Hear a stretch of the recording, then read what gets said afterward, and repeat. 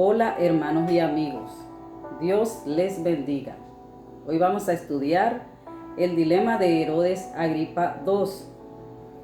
Este relato es el más explícito y emocionante de la vida de Pablo, el gran apóstol, antiguo perseguidor de los cristianos.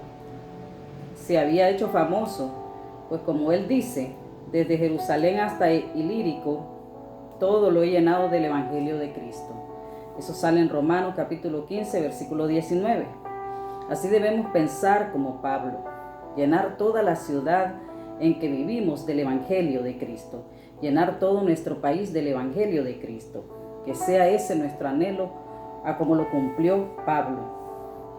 Los jefes de la sinagoga se habían quejado al gran Sanedrín por la propaganda de este agitador, según ellos, y los más fanáticos judíos de Jerusalén le estaban esperando. En su última visita a Jerusalén, tuvo la mala idea de llevar consigo a unos griegos convertidos, y estando en el templo, unos judíos les conocieron y armaron un alboroto, comenzando a pegarle. Cuando salió al tribunal, estaban gritándole: «Mátale, mátale». El apóstol intentó explicarle su conversión, pero no lo dejaron acabar. Eso hacían los escribas y fariseos, estorbar las prédicas del reino de Dios, como cuando predicaba Jesús, que Jesús le dijo en Mateo capítulo 23, versículo 13: «Mas ay de vosotros, escribas y fariseos hipócritas, porque cerráis el reino de los cielos delante de los hombres, pues ni entráis vosotros ni dejáis entrar a los que están entrando». Eso le dijo Jesús a los escribas y fariseos. En esa misma condición estaba Pablo, como la de Jesús, y seguimos viendo así a muchas personas hoy en día que impiden que se predique el Evangelio, no dejando entrar a las personas al reino de Dios. De ahí llevaron a Pablo a Cesarea, donde predicó al gobernador Félix, que le retuvo 2 años preso y le dejó en manos de Festo, un italiano recién llegado de Roma, que no entendía nada del Evangelio, no entendía nada de las buenas nuevas. ¿Quién era Agripa? El hijo de Aristóbulo, el cuñado del primer Herodes, que recibió a los reyes magos e intentó matar a Jesús. Aristóbulo tenía una hermana joven muy hermosa, que se llamaba Mariamne, y elegida como la principal de todo el harén de Herodes Antipas. Herodes Antipas dio orden a sus amigos que cuando estuvieran nadando juntos retuvieran a Aristóbulo debajo del agua hasta que se ahogara. El rey Antipas fingió gran duelo, pero Mariamne le reprochaba con indirectas que él era quien había hecho ahogar a su hermano. Tanto insistió Mariamne en eso, que Herodes Antipas también la mandó a matar a ella también. Pero Herodes se sentía tan acongojado después de haberlo hecho, que ordenó a sus criados que la llamaran como si estuviera viva y pudiera oír su nombre como antes, ya que no podía oírla a ella misma. El rey Agripa era un niño cuando tuvieron lugar estos acontecimientos y fue enviado a Roma a estudiar, y el Senado le nombró rey de una parte de Israel para congraciarse con los judíos. Es ahí el discurso de defensa de Pablo ante el rey Agripa, que sale en Hechos capítulo 26. El gobernador Festo, al ser visitado por el rey Agripa y Berenice, les explicó que tenía un preso que había apelado al César, y antes de enviarlo a Augusto, deseaba informarse acerca por qué le odiaban tanto los judíos. Pablo explicó su historia usando un lenguaje que inquietó la conciencia del rey. Dijo que había cambiado de su punto de vista judío porque Jesús resucitado le había aparecido cerca de Damasco y le había ordenado ir a los gentiles a proclamar que Jesús no estaba muerto, sino vivo y ensalzado a la diestra de Dios, para que los hombres abrieran sus ojos a la verdad de Cristo resucitado. Y esa fue la palabra que entró en el corazón del rey Agripa. Agripa había sido educado en la fe judía cuando era un niño en Jerusalén, y por esto Pablo continuó su discurso diciéndole: «¿Crees, oh rey Agripa, a los profetas? yo sé que crees. Eso sale en Hechos capítulo 26, versículo 27. Sin duda el rey Agripa había profesado su fe en la religión judía y ahora se encontraba con un nuevo dilema, preguntándose, ¿sería Jesús el que había sido crucificado por Poncio Pilato el verdadero Mesías que esperaban los judíos? Era raro, ya que el Sanedrín estaba en contra del Evangelio de Jesucristo, pero Pablo afirmaba que había oído a Jesús vivo a las puertas de Damasco y le había dado la orden de extender esta buena nueva a judíos y a gentiles. Si Agripa creía a los profetas, Isaías era uno de estos, y el que había oído tantas religiones en Roma se sentía compungido. Era evidente que aquellas religiones eran falsas. El primer paso en toda conversión es abrir los ojos, darse cuenta que para el Creador del universo no es imposible este milagro de resucitar al Mesías. Pero abrir los ojos no es todo, esto es solo el primer paso. El segundo paso es convertirse de las tinieblas a la luz, del poder de Satanás a Dios. Este es el estado del que no conoce a Jesús, no solamente ciego, sino esclavo. Así lo considera Jesús mismo, cuando los judíos se engreían de ser hijos de Abraham. Y Jesús le decía, Abraham era mejor, era diferente que ustedes. También le decía Jesús, todo el que hace pecado es esclavo del pecado. Sale en Juan capítulo 8, versículo 34. No hace su voluntad, sino los malos pensamientos que el príncipe de este mundo pone en su mente. No es así con muchos que han abierto los ojos y han visto el gran error de su pasado. Hay miles que al leer la Biblia, que les habla de la divinidad de Jesús, el Espíritu Santo empieza a abrirle los ojos, pero la convicción interna ha de ser seguida por una confesión externa.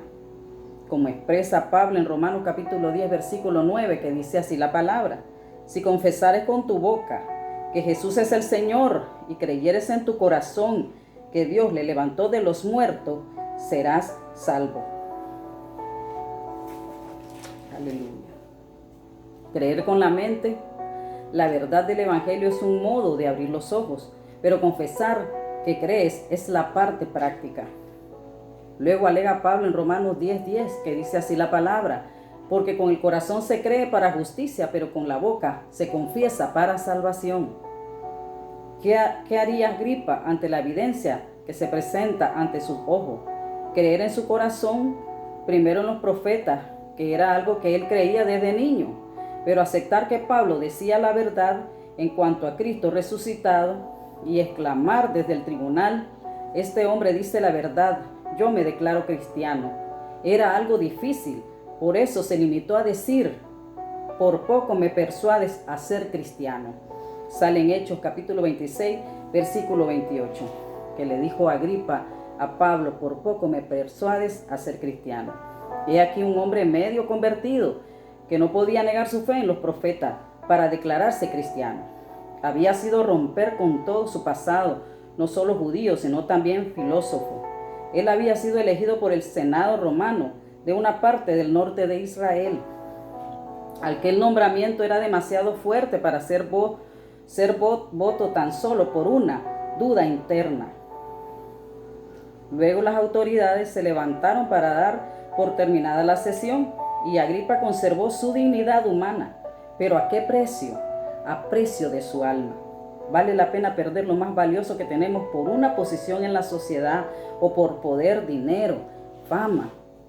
Por eso salía en la parábola de la gran cena que sale en Lucas capítulo 14, versículo 15, donde el padre de familia se enoja porque los invitados estaban afanados en cosas del mundo.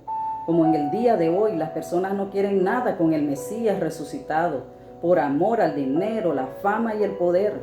¿A qué precio? Igual que el rey Agripa, al precio de su alma. La palabra dice: el mundo pasa y sus deseos, pero el que hace la voluntad de Dios permanece para siempre. Eso sale en primera de Juan capítulo 2, versículo 17. El mundo se acabará, pero su alma es eterna, y usted decide a dónde habitará eternamente, según como viva aquí en el mundo, ya sea haciendo la voluntad de Dios o haciendo la voluntad de su pecado. ¿De qué le sirvió a Agripa guardar en aquel momento de indecisión su autoridad y honores, llegándose a creer el mensaje del Evangelio en aquella ocasión, cuando ya casi llega a persuadirse de ser cristiano? Así, cuántas veces has escuchado muchas prédicas de la palabra, pero te niegas a persuadirte por las cosas del mundo. Miremos qué nos dice Hebreos capítulo 3, versículo 7. Por lo cual, como dice el Espíritu Santo, si oyeres hoy su voz, no endurezcáis vuestro corazón. La voz de Dios y su palabra, por lo tanto, se escucha, que Dios te está hablando a través de estos mensajes o a través de cualquier otro mensaje. Si tú escuchas, no endurezcáis tu corazón. No hagas lo que hizo, el error que cometió el rey Agripa, que por poder, dinero, perdió su alma. No endurezca su corazón, se escucha la palabra de Dios predicada. La palabra oyeres que utiliza la Biblia es akou, que significa dar atención, obedecer. Es la misma que se utiliza en la expresión en Apocalipsis: el que tiene oído para oír, oiga. Es decir, el que tiene oído para oír, que atienda, que obedezca. Por eso Hebreo nos advierte con la misma expresión. Esta misma expresión sale en Salmos capítulo 95, versículo 8. Si tienes oído para oír, obedece lo que la palabra te está advirtiendo. Es como cuando manejas un vehículo y encuentras un letrero que te dice: abismo, alto, abismo, no pase. Entonces te detienes y buscas el camino correcto.